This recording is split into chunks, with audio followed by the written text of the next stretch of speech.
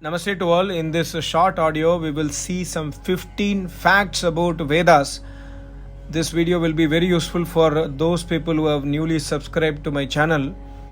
It is very important for all of us to understand the Vedic truth. Point number 1 is Vedas don't speak about various Devi Devatas worship. Vedas don't speak about 33 crore Devatas. Veda speaks about only one formless Almighty God who creates, nurses and destroys this universe. We must worship that Almighty God who creates this universe, who nurses the universe, who destroys the universe. And we must worship that Almighty God as per the Vedic way, as per the worship method mentioned by Almighty God in the Vedas, such as daily name jap, following Ashtanga Yoga philosophy, everyday Agnihotra, everyday Yajna, serving the Acharya, serving the parents, etc. Point number 2, Vedas don't accept Advaitavad philosophy. Vedas do not accept Dvaitavad. Vedas do not accept Vishishta Advaitavad. These are man-made concepts. These are not real philosophy. Vedas only accept Traitvad. Trai means three. Traitvad means three eternal entities. Jivatma, Paramatma and Prakriti. Point number 3, Vedas don't accept any kind of violence. Vedas prohibit consumption of non-vegetarian food, including egg. And many people have this common misunderstanding that in Ashwamedha Yajna the horse is killed, in other Yajna the cow or bull is killed. These descriptions are man-made. There is no description of such violence in Vedas. In fact, the meaning of Yajna is Advaraha. Advaraha means where there is no violence, no place for violence. Point number 4, Vedas are not written by any person. Vyas Muni did not write the Vedas. Vyas Muni only compiled the Vedas. In Bhojpatra, the knowledge of Vedas he learned traditionally from his Acharya and Gurukul. Vedas knowledge emanates even today in Samadhi. When a person attains Samadhi, when a person realizes Almighty God, the knowledge of Vedas emanates in Samadhi. This proves that Vedas are not books. Vedas are eternal knowledge of Almighty God. Point number 5 is, as per Vedas, God does not send messengers from time to time. God reveals His knowledge without the support, without any help from a messenger, etc. So the concept of messengerism, which is seen in Abrahamic religions, is totally prohibited by Almighty God in the Vedas. Next point, Vedas don't accept avatarvad. God does not send avatar. God does not take birth as avatar as per Vedas. God is omnipresent. God is Sarva Shaktiman. God does not need an avatar to do any of his deed.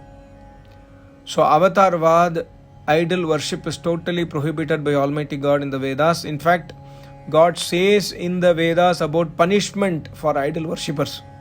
So we must always accept the Vedas as the ultimate truth and adopt the worship method as per Vedas.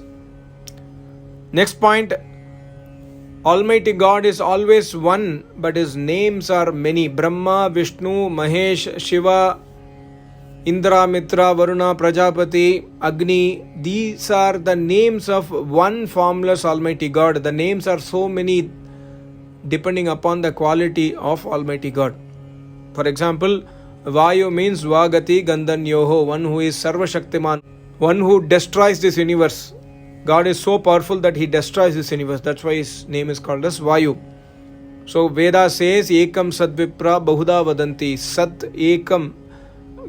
The truth is one, but is Vipra Bahuda Vadanti, but his names are many. And Vipralog, those people who have attained Samadhi, who has realized Vedas, they speak about various names of Almighty God from the Vedas. So any name outside Vedas is not acceptable as the name of Almighty God. For example, Sri Krishna is not God. The name of God in Vedas is not Sri Krishna. The name of God in Vedas is not Sri Rama. Allah, Jesus, Buddha, Mahavira, these are not names of Almighty God in the Vedas. Next point, Vedas do not promote caste system because caste system is by birth and it is man-made concept. Vedas speaks about Varnashrama Dharma. Varna system is always based on the deeds. So any person can become Brahmana, anyone can become Shudra. as per the Varna Dharma.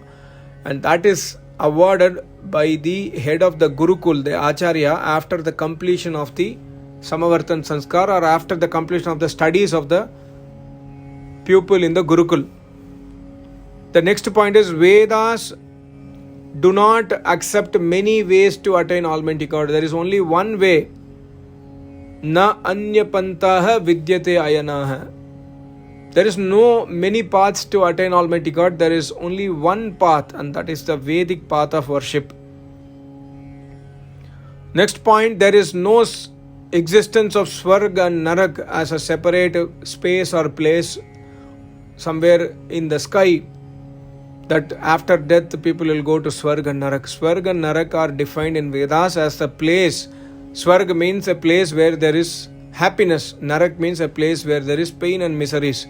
So both Swarga and Narak are in the same earth only. If we have done bad deeds, we will get birth in the Narak, means we will get pains and miseries in the next birth. If we have done good deeds, we will get Swarga, means we will get happiness, pleasures, Ananda in the next birth. That is called as Swarga. Next point, Vedas don't accept ghost. Vedas don't accept the existence of angels, existence of jinns, etc., etc. These are Abrahamic concept which is prohibited by Almighty God in the Vedas. As per Yajurveda mantra, 39th chapter, 5th mantra, 6th mantra, etc.